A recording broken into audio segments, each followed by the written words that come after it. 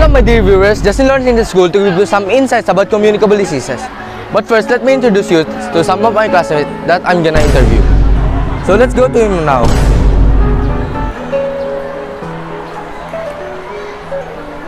Hey sir, what's your name? Ako nga pala si Ian. Have you felt sick before and what are the symptoms? Sipon. Wala siyang infection. Yung sipon mo nga pala is for the past few weeks. Thanks Ian. For further understanding, let us first know what is infection. Infection is an invasion of mycobacteria organisms and they grow in the body. For example, virus, germs, bacteria, and parasites.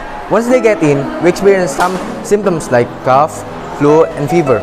For the first 3 days, it means that our body's immune defense are fighting the infection, but once the symptoms reach 4th day, it means that the infection is taking place in our body.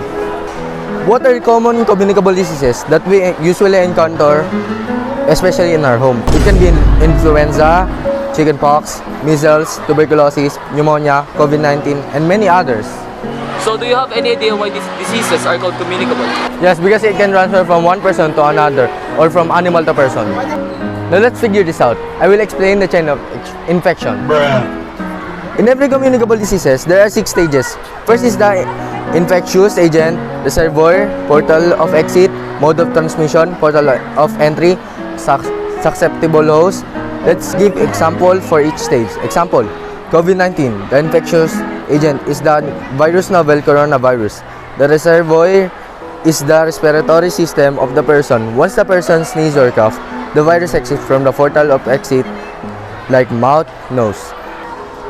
We have other mode of transmission like droplets transmission using our saliva or body fluids and blood transmission using blood, but most commonly is the airborne transmission because most viruses stays in air. Once the infection finds a portal of entry to another person, it will go to the nose, mouth, or sometimes to the eyes, that is the portal of entry. And lastly, if the person have low immune system, that's the time the person will be infected and called susceptible host. Now, how can we break this chain?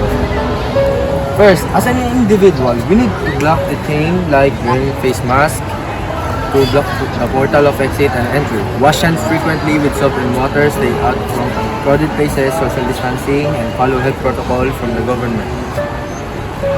Let's go to that guy over there.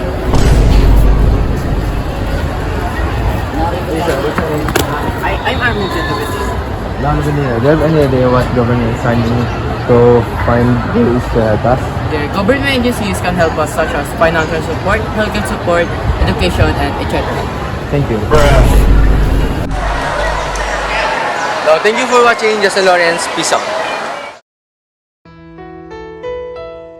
Si Mark, tahimik lang, pero sumisigaw ang gawa para tayo'y guminhawa.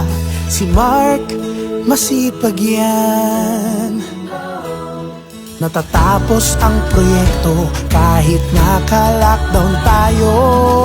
Kesa tumada